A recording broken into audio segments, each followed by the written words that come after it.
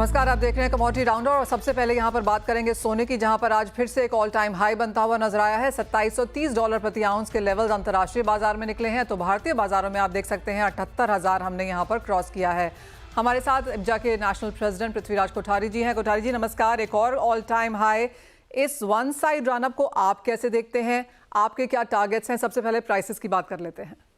देखिए प्राइजेस जैसे आपको पता ही है कि अहेड ऑफ यूएस इलेक्शन है। इसमें 5 नवंबर को इलेक्शन का रिजल्ट अनाउंस है, फिर जियोपॉलिटिकल टेंशन है, फिर सेंट्रल बैंक्स बाइंग है। तो एक तरह का सब माहौल जो है पूरा का पूरा वातावरण ही पूरा खराब है। इसके अंदर मार्केट कहीं पे भी जा सकता है। अगर आप मुझे कहे तो $3,3200 भी आना कोई बड़ी बात नहीं है, क्योंकि मार्केट वन साइड चल रहा है, कहीं पे कोई करेक्शन नहीं आ रहा। अब देखोगे 2000 से लेके 2006 745 आज हाई दिसंबर मारा 4770, तो उस वहां तक तो कोई मुझे करेक्शन नहीं दिखा है। $40-50 आता है तो फिर $100 की तेजी आती है। तो अभी भी सिचुएशन बहुत क्रिटिकल है। मैं यही सलाह देता हूँ कि बाय करके ही माल लीजिए, और जो भी ज्वेलर्स से शॉर्ट जो भी माल बिकता है तो उसको तुरंत बाय कर लीजिए, क्योंकि अननेसेसरी कुछ भी हो सकता है। ओवरनाइट $100 डाउन भी हो सकता है और $100 अप भी हो सकता है। कोठारी जी, जैसे आपने कहा इंडस्ट्री के लिए तो ऑफ कोर्स ये सलाह है कि अपनी इन्वेंट्रीज इंटैक्ट रखें, जो बेचें इमीडिएटली उसको रिप्लेस कर लें, लेकिन एक रिटेल को, इन्वेस्टर को कैसे कन्विंस किया जाए कि ये लेवल्स भी खरीदने के लिए अच्छे हैं? क्योंकि चार्ट्स पर ओवरबॉट है। कभी भी जैसे आपने कहा मुनाफा वसूली आ सकती है, यहाँ से $100 नीचे, $100 ऊपर जा सकता है, तो क्या ये खरीदने के अच्छे मौके हैं? क्योंकि ज़्यादातर लोग हमें अब ये पूछ रहे हैं। देखिए आपकी एकदम बात सही है कि अभी almost 80,000 plus including GST price हो गया है। Silver more than 1 lakh rupees हो गया है। तो मेरे हिसाब से जो भी करेक्शन आता है उसमें बाय करने में कोई भी दिक्कत नहीं है। Gold long term still I am bullish in the 2025, उसमें भी गोल्ड बुलिश ही है। तो मुझे लगता है कि नो डाउट अभी एकदम suddenly price after the budget आपने देखा होगा तो price almost 1 lakh 1 lakh rupees 10,000 rupees per 10 ग्राम बढ़ गया है। तो मुझे लगता है कि जो एक सडनली इतना प्राइस बढ़ा है वहां पे थोड़ा बहुत करेक्शन आना चाहिए। और नो डाउट है अभी आज की टाइम में सबसे ज्यादा अगर आप ज्वेलरी शॉप में भी देखेंगे तो more than 50% jewellery old jewellery के सामने रिप्लेस करके न्यू ज्वेलरी ले रहे हैं। और बहुत से लोग मैंने ये भी देखा है कि ओल्ड ज्वेलरी बेच के फिर कॉइन परचेज कर रहे हैं कि गोल्ड ज्वेलरी के बदले में हमको सिर्फ गोल्ड के बदले में गोल्ड दो। तो ऐसा भी सिचुएशन चल रहा है कि लोग अभी भी गोल्ड को प्रिफर कर रहे हैं। और मैं यही सलाह देता हूँ कि जो भी डिप्स है उसमें बाय करने में अभी भी कोई दिक्कत नहीं है। थोड़ा बहुत करेक्शन आ जाएगा तो वो कोई बड़ी बात नहीं है। फिर भी गोल्ड लॉन्ग टर्म के लिए बहुत ही अच्छा बुलिस है। 3,000 $3,200 भी आए तो कोई बड़ी बात नहीं। कोठारी जी, 3,300 3,200 आप अगले साल के हिसाब से कह रहे हैं, वो एक है। और दूसरा ये कि अब दिवाली हफ्ता 10 दिन अब यहाँ पर आगे है, किस तरह के प्राइसेस इस दिवाली बनते हुए नजर आएंगे? इस साल के अंत तक की क्लोजिंग आप कैसे देखते हैं? देखिए अहेड ऑफ दिसंबर है, थोड़ी बहुत प्रॉफिट टेकिंग आएगी, बोनस है, ईयर एंडिंग है, तो इसमें मुझे लगता है कि अच्छी खासी करेक्शन आनी चाहिए। We are expecting correction, but no doubt कुछ ना कुछ अनसर्टेनिटी आती है। अभी कल जैसे ही न्यूज हो रहा था कि चाइना उन्होंने ट्रूप्स को रेडी किया है फॉर अटैकिंग ताइवान। तो अगर ये न्यूज आती है तो फिर $50-100 का प्रीमियम हो जाता है। फिर न्यूज आई है कि central bank of Russia buying to in silver, वो अपना रिजर्व में सिल्वर बढ़ाना चाहती है। तो इस तरह की न्यूज मार्केट को काफी इफेक्ट करते हैं। आपने देखा होगा सिल्वर $2, कभी मैंने तो $2 एक दिन के अंदर अभी काफी टाइम उससे देखा नहीं है, बट कल फ्राइडे को आपने देखा होगा ऑलमोस्ट 2.15 $2.15 सिल्वर बढ़ के आई है। तो इस तरह की अनसर्टेनिटी मार्केट में काफी है। सिल्वर भी मैं बहुत ही बुलिश हूँ। ऑलमोस्ट मुझे लगता है कि अगर $35 ब्रेक करता है तो $38 with in a couple of days में आ जाएगा। कोठारी जी, अब यहाँ से जब तक खरीदारी की बात यहाँ पर की जा रही है, तो क्या बेस्ट तरीका आप बताएंगे खरीदने का इन्वेस्टर्स को, और अपने पोर्टफोलियो में कितना सोना रखना चाहिए? देखिए मैं आपने देखा होगा almost 42% year on year high हुआ है। पोर्टफोलियो के अंदर सोना और खरीदारी, जो भी खरीदारी करते हैं इसी ये प्राइस में भी गोल्ड ईटीएफ में भी बाइंग हो रही है, पोर्टफोलियो में भी लोग उसको क्रिएट कर रहे हैं। और लोग आज की डेट में ऐसा हो गया कि all time real estate price देखिए, आप इक्विटी प्राइस देखिए, होल ग्लोबली प्राइस देखिए, मतलब पैसा का फ्लो मार्केट के अंदर काफी ज्यादा है।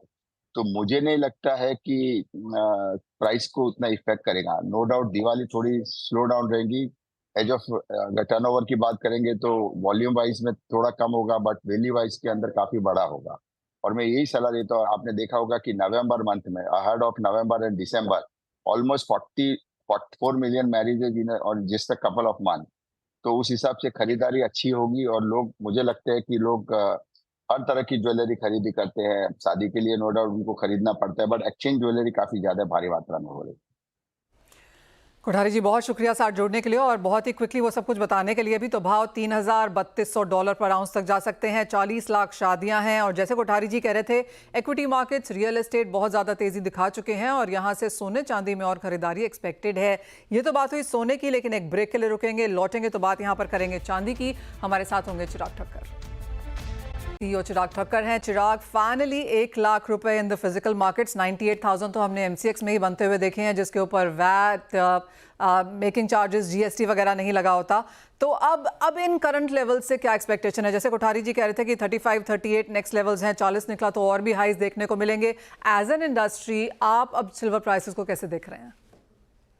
नमस्कार मनीषा जी। तो हमारा टारगेट तो अचीव हो गया। We are at 100K, above the 100K। I think ये जो लेवल्स आए हैं लास्ट 2 दिन में आए हैं, तो यहाँ से थोड़ा सा कंसोलिडेशन देखने को मिल सकता है, प्रॉफिट टेकिंग देखने को मिल सकती है। But at the same time overall it is a bullish market. यहाँ पे जैसे ही डीप्स आएंगे वहां पे मार्केट में बाइंग जरूर ना जरूर खड़ी हो जाएगी। इनफैक्ट लास्ट वीक मैं LBMA के प्रोग्राम में था, so I met lots of funds, lots of institutions. Everyone is very bullish on gold and silver both. At the same time, everyone is sitting on cash, looking at जितना भी uncertainty scenario globally चल रहा है, तो everyone is sitting so liquid कि जब भी उनको मौका मिलता है, they are pumping more money towards gold and silver both. यहाँ से अब खरीदारी कैसी है? 1 लाख रुपए के लेवल्स पे तो हम यहाँ पर पहुंच गए हैं। क्या आप मुनाफा वसूली, रिडेम्पशन देखेंगे या फिर आपको लगता है अभी भी रिटेल और इन्वेस्टमेंट बाइंग कर रही है? So if you look at the retail demand, तो retail demand काफी बड़ी है। जो ईयर ऑन ईयर हमारा जो एनालिसिस है, ईयर ऑन ईयर जो रिटेल डिमांड आज से 1 साल पहले थी, उससे आज इस बार 25 गुना ऑलरेडी बढ़ चुकी है। हम लास्ट टू लास्ट वीक का भी अगर मैं आपसे अगर डेटा शेयर करूं, तो लास्ट टू लास्ट वीक हर वीक में छोटा छोटा जो रिटेल्स हैं वो 5 से 7 किलो परचेस करता था, जो अभी बढ़ के 25-30 किलो हो चुका है। And the major demand is coming towards the bars and coins. तो अभी तक ज्वेलरी में या आर्टिफैक्ट्स में उसकी इफेक्ट नहीं आई है, बिकॉज उसके अंदर काफी हेवी मेकिंग चार्जेस लगते हैं। जहां पे कॉइन्स और बार्स की जब बात करें तो उसके ऊपर बहुत छोटा सा एक मेकिंग चार्ज का अमाउंट लगता है, which is more easier for a retail investor to buy. अब यहाँ से जहाँ तक डिजिटल की बाइंग है, और चिराग क्योंकि आपका डिजिटल प्लेटफॉर्म भी है, वहाँ पर किस तरह का इंटरेस्ट आपने देखा है? और यहाँ से अब आप क्या राय देंगे? क्या लाख पे भी खरीदें या थोड़ा सा कंसोलिडेशन, डिप्स का इंतजार करें? मैं लाख पे खरीदने का अभी ये करंट मूवमेंट पे सलाह नहीं दूंगा, बट Okay. इतना ही जैसे ही कंसोलिडेशन या प्रॉफिट बुकिंग आती है, I think that is a right time to buy. जितना भी डीप आता है आप धीरे धीरे करके हर प्राइस पे एक्यूमुलेट कर सकते हैं, बट लॉन्ग टाइम होराइजन मैं प्राइसेस को ऊपर देख सकता हूँ। अब down the line 1 to 2 months मैं देख सकता हूँ कि 1,05,000, 1,10,000 भी चांदी आ सकती है। All right.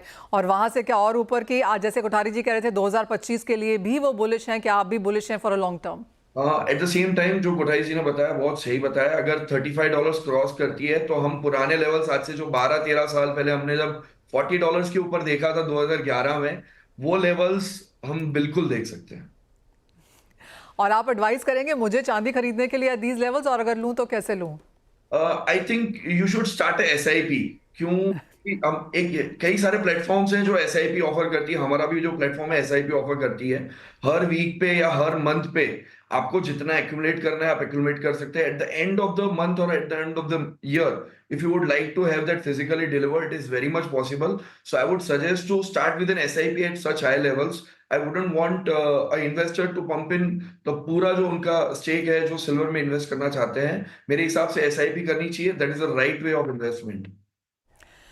ऑलराइट। तो अगर आपने चांदी इस साल के शुरुआत में ली होती तो आप 45% के गेन्स पर सिर्फ इस एक कमोडिटी में बैठे होते जिसने आउट परफॉर्म किया है वेरियस अदर कमोडिटीज़ को। और जैसे चिराग आपको बता रहे हैं कि SIP करिए, अब भी कर सकते हैं, डिप्स पे भी कर सकते हैं। आने वाला काफ़ी हद तक समय यहाँ पर तेज़ी का रह सकता है। सेफ हेवन तो है ही, पर यहाँ पर साथ साथ इंडस्ट्रियल मेटल के तौर पर जिस तरह की चांदी की डिमांड है वो भी ऑन द हायर साइड रहने वाली है। चिराग, बहुत शुक्रिया साथ जोड़ने के लिए और हमारे दर्शकों के लिए वो राय भी रखने के लिए।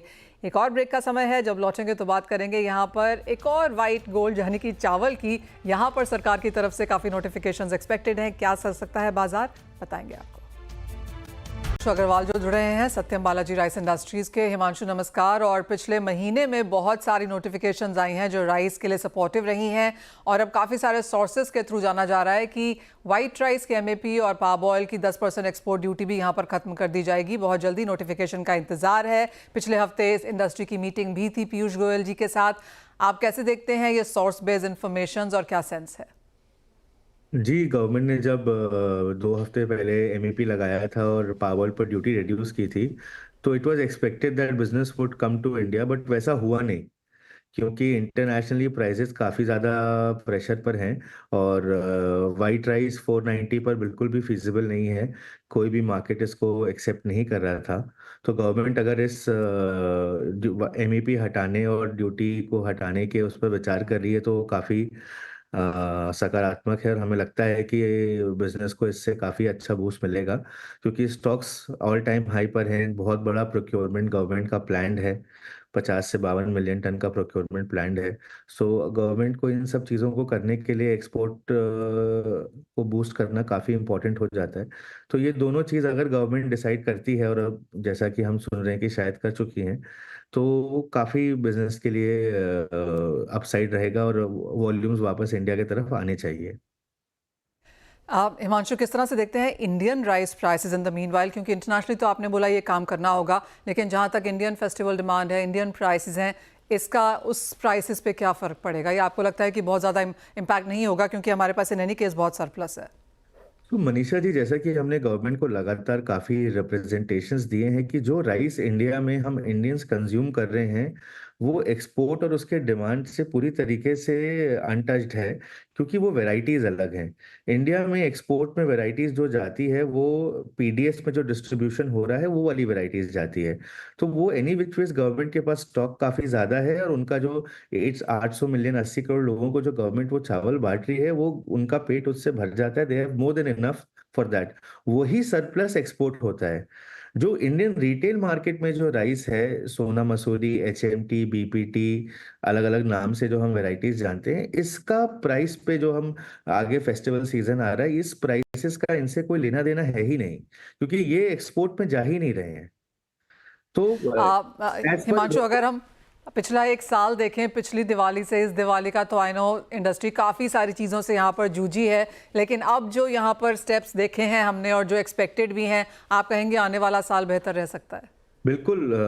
हमारा लास्ट क्वार्टर ये वाला और आने वाले साल में अगर ये गवर्नमेंट ये दोनों स्टेप ले लेती हैं तो देन उसके बाद सिर्फ एक ब्रोकन एक्सपोर्ट रहेगा, जो कि एक्सपोर्ट जिसका बंद रहेगा। बाकी सारे एक्सपोर्ट प्री 2022 जो कि नॉर्मल डेज थे वैसे रिज्यूम हो जाएंगे। तो आने वाला समय राइस इंडस्ट्री के लिए अच्छा होना चाहिए, काफ़ी अच्छा होना चाहिए।